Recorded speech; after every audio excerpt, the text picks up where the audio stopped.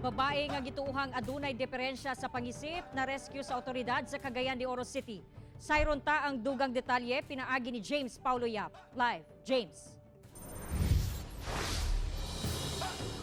Diyan di gisuwayan matud pa sa maong babae og sunog ang ilang balay apan maayo na lang kay napugnan kini sa mga otoridad ingon man sa mga silingan.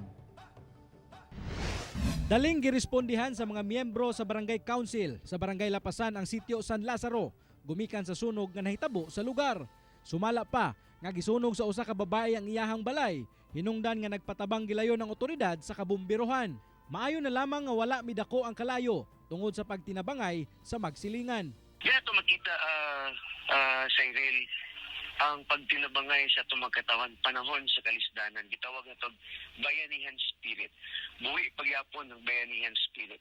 Kay ang mga kasilinganan, nagtinabangay gid sila. Ang maong babae aduna kunoy diferensya sa pangisip. Sigun usab sa barangay nga nalambigit kini kaniadto sa ilegal nga droga.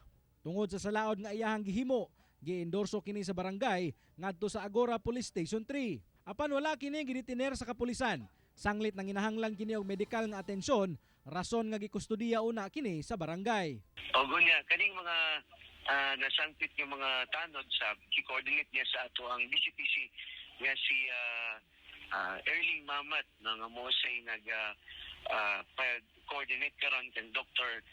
Jamie Yunen sa ato ang CSWD na in charge po sa mental health.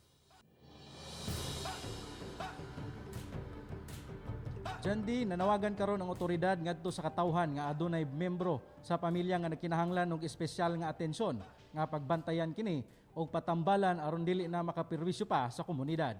Diyan di Okay, dagang salamat, James Paulo Yap.